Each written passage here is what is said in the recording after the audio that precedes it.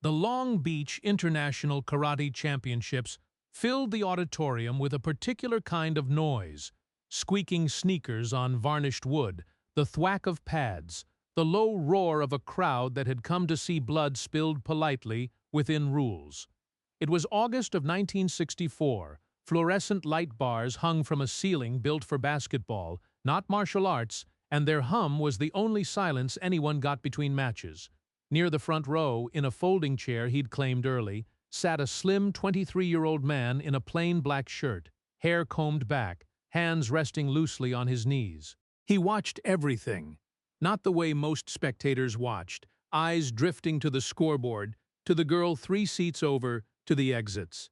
He watched the way a man reads a book he intends to be tested on. His name was Bruce Lee. Almost nobody in that auditorium knew it yet. He had been invited by a friend, a fellow instructor who thought the young man teaching Wing Chun out of a cramped Oakland studio ought to see what the tournament circuit looked like. Bruce had said yes, mostly out of curiosity. He didn't compete. Tournaments, to him, were a strange kind of theater. Men in white uniforms bowing to each other, scoring points for strikes that stopped an inch short of contact, applauding techniques that would never survive an actual fight. He found it fascinating and slightly absurd in equal measure. 2 rows back and off to the side, standing rather than sitting, was a man the whole building seemed to orbit around. Ed Parker's students called him Wolf. Everyone else called him by his surname Danny Kessler, a 34-year-old Kenpo black belt who had walked away from 3 consecutive regional tournaments with a trophy under each arm. He was built like a doorframe, 6'1", arms roped, with the kind of muscle that came from 10,000 repetitions rather than a gym membership. A scar ran through his left eyebrow, a souvenir from a full-contact match in Manila that had gone longer than the referees intended. He'd been undefeated for 2 years running, and undefeated men develop a particular way of standing in a room, chin slightly raised, eyes doing a slow sweep, cataloging who might someday be a threat and dismissing them just as fast. He'd caught wind of a rumor circulating backstage. Some Chinese kid teaching a secret style up north. Some kid the old-timers were whispering about, saying he moved differently than anyone they'd seen. Kessler didn't put much stock in whispers. He'd built his reputation on results, not rumor, and rumors about unbeatable newcomers surfaced at every tournament like weeds after rain. Still, it nagged at him. Between matches, during a lull, while officials reset the scoring table, Kessler drifted toward the front rows, scanning faces, half out of curiosity and half out of the restless energy of a man who couldn't stand not knowing something. His eyes landed on Bruce, young, unassuming, watching the mat with an intensity that didn't match his passive posture. Kessler didn't know who he was. He just didn't like how the kid was watching. You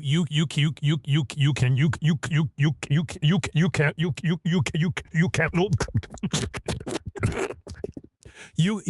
He had he you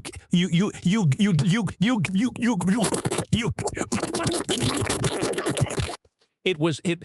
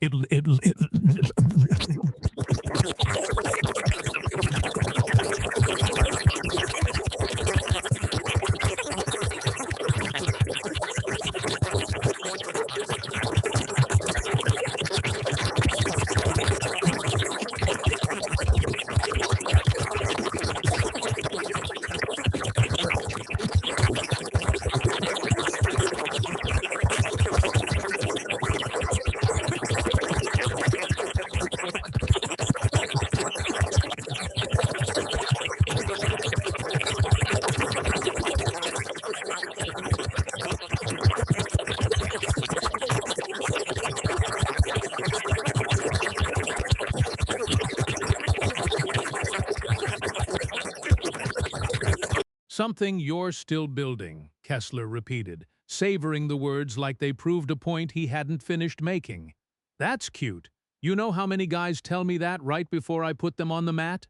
Bruce didn't answer. He simply held Kessler's gaze, which, to a man used to spectators looking away, was itself a kind of answer. "Stand up," Kessler said. "I'm watching the tournament. Stand up." Kessler's voice had dropped, quieter now, more dangerous for it.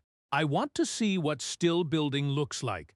A ring of onlookers had begun to form, the way it always does. Nobody wanting to miss whatever came next, nobody quite believing anything would.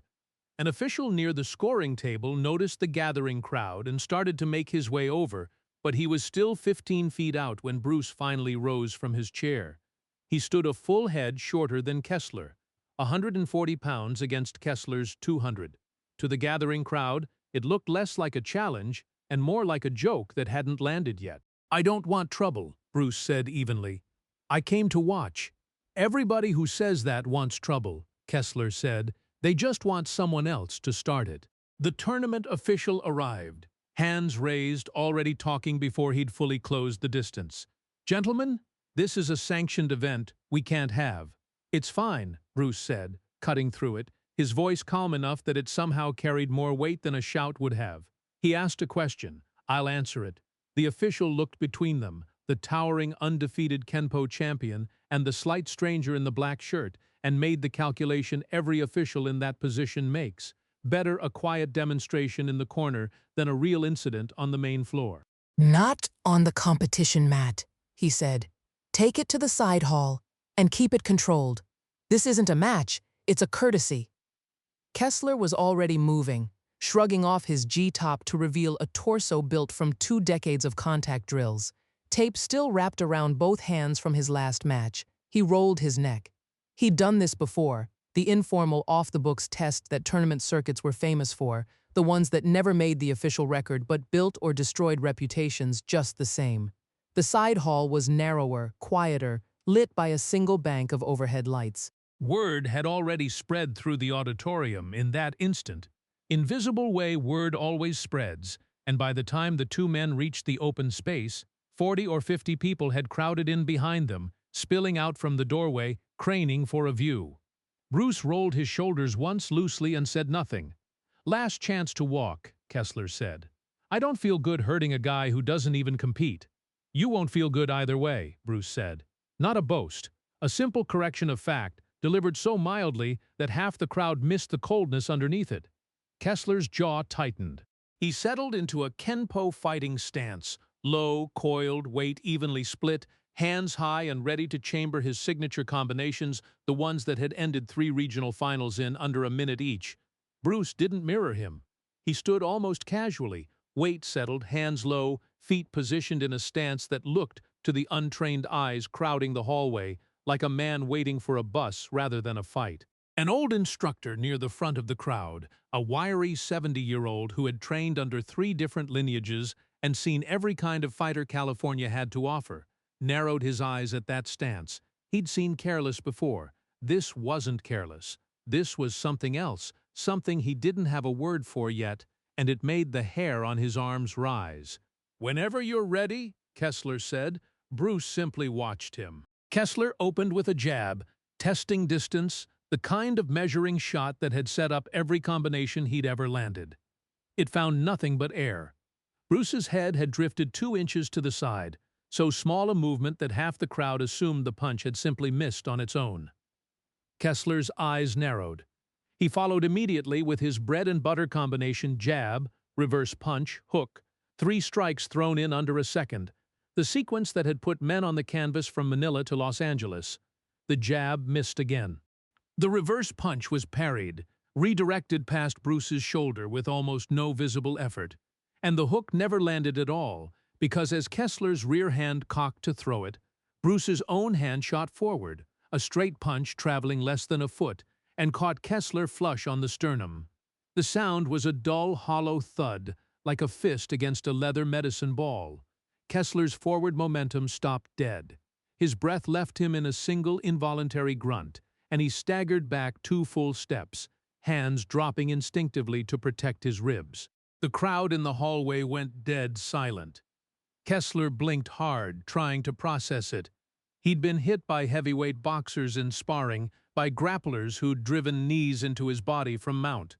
This was different. There'd been no wind-up he could identify, no rotation his trained eye could track. It had simply arrived, and it had arrived like a car door slamming shut on his chest. "Lucky shot," Kessler muttered, straightening, forcing his breathing back under control. Bruce said nothing. He'd already returned to his relaxed stance, hands low, utterly unbothered, as if the last 3 seconds hadn't happened to him at all. Kessler reset, more carefully this time, circling instead of charging. He threw a low kick aimed at Bruce's lead leg, the kind of strike meant to slowly dismantle an opponent's mobility over the course of a match. Bruce checked it with his shin without so much as a flinch, and before Kessler's leg had even finished retracting, Bruce's own foot snapped out in a side kick that crossed the distance between them almost too fast to track. It caught Kessler high on the hip. His entire left side buckled. He staggered sideways, catching himself against the wall, his face twisting from confidence into something closer to disbelief. "What in the hell," he said, mostly to himself, "was that?" He pushed off the wall. His left leg wasn't fully cooperating now, but pride, the same pride that had carried him through 2 years of undefeated tournaments, wouldn't let him stop. He came forward again, faster, more desperate, throwing a spinning back fist that had ended more than one match by pure surprise value alone. Bruce ducked under it, stepped inside the arc of the spin, and drove a short elbow into Kessler's ribs. The champion doubled slightly, air rushing out of him, and before he could fully recover, an open palm caught him under the chin, snapping his head back. Kessler's knees dipped. For one long second, the whole hallway seemed to hold its breath, watching to see whether the undefeated champion would fall. He didn't. He staggered but stayed upright, blinking hard, tasting copper, his vision swimming at the edges. "And Brit, and Brit, and Brits, and Brit, and Brit. Watch it.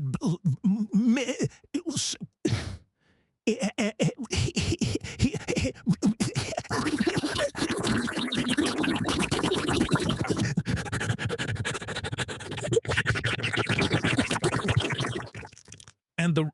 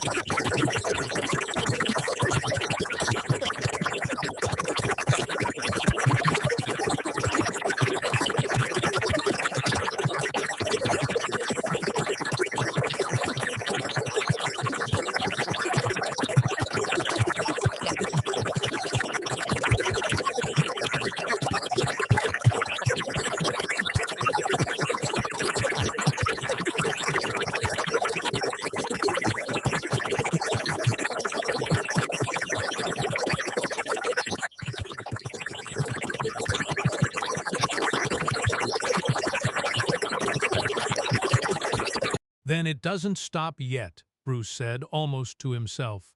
Kessler charged. It was the wrong decision, and the only decision his pride would allow. A full-force blitz meant to close distance and turn the fight into a brawl where his size and strength would finally matter. 200 pounds of momentum crossing 8 feet of hallway in under a second. Bruce didn't retreat. He stepped into the charge, angled his hips at the last possible instant, and let Kessler's own momentum carry him half a step past center.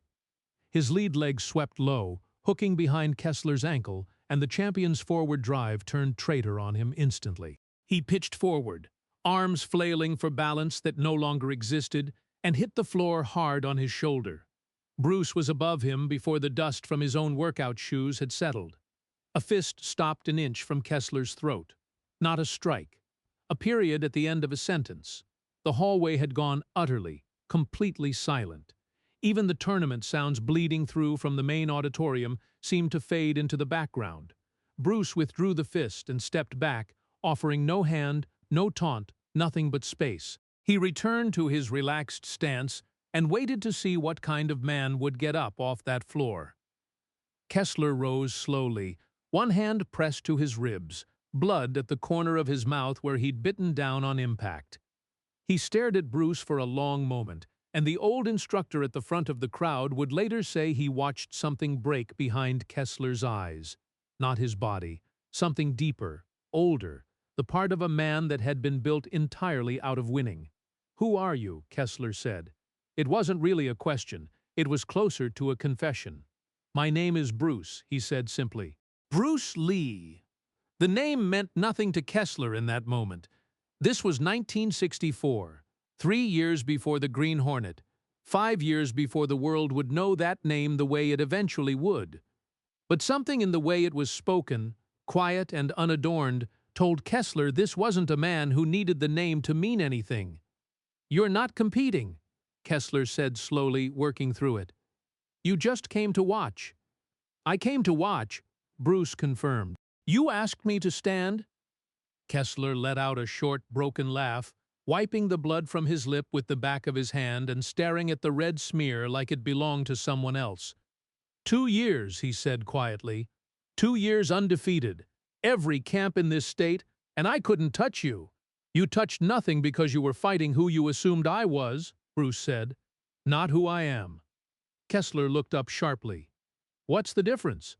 Bruce crouched slightly, bringing himself closer to eye level with the still-seated champion. You saw a small man in a folding chair, and you decided what that meant before I ever stood up. You built an opponent out of your own assumptions, and then you fought that opponent instead of me. By the time you realized your mistake, it was already finished. The old instructor pushed through the crowd now, kneeling beside Kessler, checking his pupils, his breathing, the way his shoulder had landed. You're going to be sore for a week, he said. Nothing broken, I think. You're lucky. Lucky, Kessler repeated bitterly. He could have finished it 3 times, the old man said, nodding toward Bruce.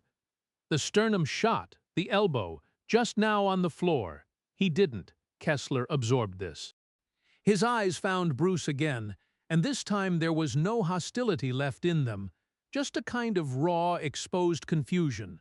The look of a man whose entire framework for understanding himself had just been quietly dismantled in under 2 minutes. Why didn't you finish it? Kessler asked. Because winning was never the point, Bruce said. You needed to see something. Finishing it would have only given you a bruise to explain away. This way, you have to sit with it. Sit with what? The fact that you built a career out of being unbeatable, Bruce said, and today you learned that unbeatable was never true. It was only untested. He straightened up. Now you have a choice most champions never get. You can pretend this didn't happen, or you can ask what it means. Kessler was quiet for a long moment, the crowd around them beginning to murmur, to disperse in 2s and 3s back toward the auditorium, the tournament official hovering nearby with the relieved posture of a man whose worst fears hadn't materialized. Teach me, Kessler finally said. Bruce studied him. You don't know me. I know what you just did to me, Kessler said. That's enough. A faint smile crossed Bruce's face, the first genuine one since the confrontation had started. He reached into his back pocket, pulled out a folded scrap of paper and a pen borrowed from the old instructor, and wrote an address. This is where I teach, when I'm not here, he said, handing it over. Not to fight me again, to understand what happened today. Kessler took the paper with the same hand that had bled onto his own knuckles minutes earlier. Why would you do this? I challenged you in front of a room full of people. I tried to embarrass you. "You didn't try to embarrass me," Bruce said. "You tried to prove something to yourself using me as the instrument. That's not malice, that's fear wearing the mask of confidence." He shouldered his way past the thinning crowd toward the auditorium doors. "Most men never get to see their own fear that clearly you did today in front of 50 witnesses. That's not humiliation, Danny. That's an opportunity most men spend a lifetime avoiding." Kessler showed up 3 weeks later at a cramped studio above a laundromat in Oakland, the address on the folded paper worn soft from being carried in his wallet. Bruce answered the door himself, wearing the same plain black shirt, and said only, "You came. I said I would." They trained that evening, not sparring, not testing each other again, but something closer to a conversation conducted through movement. Brook, Brook, Brook, Brook, Brook, Brook, Brook, Brook, Brook, Brook, Brook, Brook, Brook. Brook, Brook, Brook, Brook, Brook. Brook, Brook, Brook.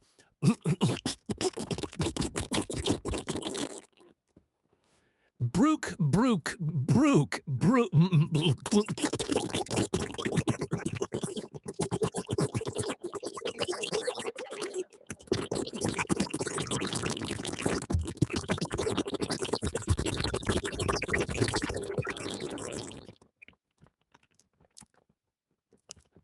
Def